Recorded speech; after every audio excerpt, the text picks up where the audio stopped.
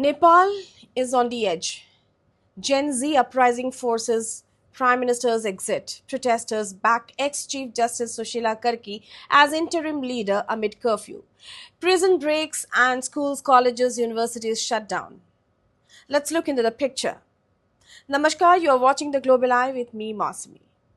A youth-led uprising that began as a backlash against a sweeping social media ban has morphed into Nepal's deepest political crisis in decades. Clashes between security forces and demonstrators have left scores dead and hundreds injured. The Prime Minister has resigned, the army is on the streets, and protesters have chosen former Chief Justice Sushila Karki as their candidate to head an interim government. But her appointment remains uncertain both constitutionally and politically. Meanwhile, Gen Z organizers have announced an indefinite closure of schools, colleges, and universities. Adding to the chaos, thousands of prisoners have escaped during the unrest, threatening to push Nepal further into lawlessness. Now, why this exploded the spark? The government's ban on social media platforms was the immediate trigger. For a generation raised on digital connectivity, it felt like an attack on their freedom of speech and expression. And the tinderbox. Underneath the ban lies years of anger over corruption, nepotism, and economic stagnation. Students accuse leaders of sending their children abroad for education and jobs while leaving ordinary youth with limited opportunities. And the escalation. We have it witnessed. A heavy-handed response by police and deployment of the army only intensified the protest. Images of young students clashing with armed forces ignited even stronger resentment across the country. Sushila Karki as interim leader, how do we look at her? The nomination of Sushila Karki is unprecedented.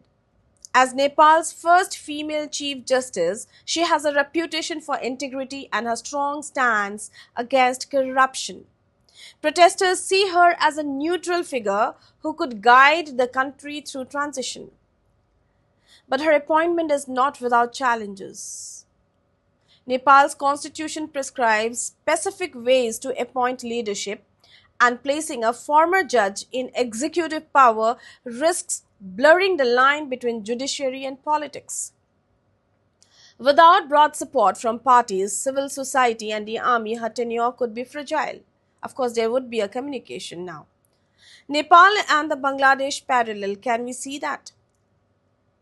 We can draw parallels with Bangladesh, where a youth-led movement recently toppled entrenched leadership and brought in a transitional government. Like in Dhaka, Nepal's youth are demanding accountability and reform, but Nepal's path could also mirror Bangladesh's risk.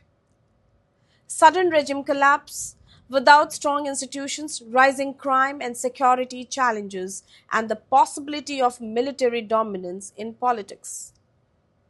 The question is whether Nepal will replicate Bangladesh's experiment or carve out a more sustainable model of reform. It will depend on the leader. Who would be the leader? Law and order crisis, of course, the jailbreaks are a serious concern with thousands of inmates escaping, many of them convicted criminals. Public safety is at stake now. Police are stretched thin, courts are disrupted, and many prison records have been lost in the chaos. This could lead to a sharp rise in crime at a time when the country is already reeling from political instability. Who is really driving this movement? On the surface, the uprising is an organic Gen Z movement. Students digitally connected and politically awakened are at its core. Yet the question remains, or rather the questions remain, is this entirely grassroots or have external powers and opportunistic actors influenced events behind the scenes?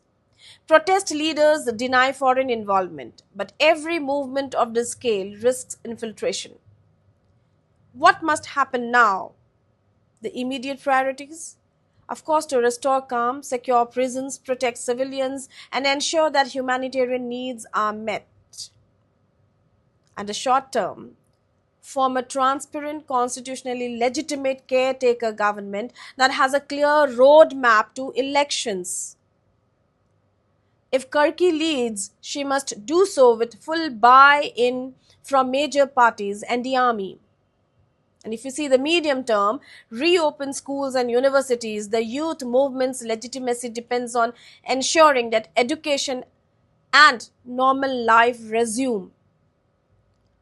And the long term, deliver reforms that directly address corruption, youth unemployment, and political accountability. Without this, protest will return.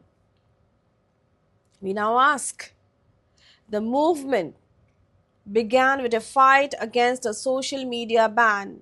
Has it now transformed into a generational demand for systematic change? If the youth want development, isn't it also their responsibility to safeguard institutions like schools and universities instead of shutting them down? Can a former Chief Justice truly act as a unifying political leader, or will her appointment politicize the judiciary? What happens if the escaped prisoners deepen insecurity? Can the interim government cope while building legitimacy? Is Nepal on a path of true reform, or is it risking the instability that often follow abrupt regime change, as seen in Bangladesh? Nepal today stands at a crossroads. What started as a protest against a social media ban has turned into a movement demanding justice, reform, and accountability.